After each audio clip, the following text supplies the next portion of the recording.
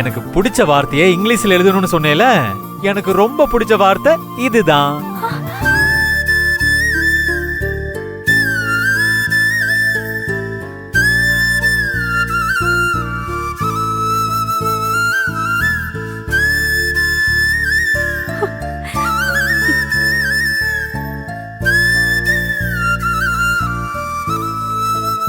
ஏய் பூங்குடி, என்ன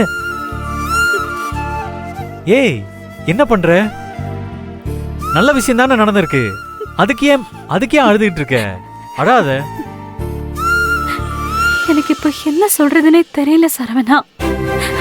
அவ்வளவு சந்தோஷமா இருக்கு. சந்தோஷப்படு, ஆனா அழாத. எப்படி சரவணா, எப்படி? கொஞ்சம் கஷ்டமா இருந்துச்சு. இல்ல இல்ல இல்ல, ரொம்ப கஷ்டமா இருந்துச்சு. ஆனா எனக்கு ரொம்ப பிடிச்ச பேராச்சே, அதான் கஷ்டமா இருந்தாலும் அப்படியே சிரமப்பட்டு கத்துக்கிட்டேன்.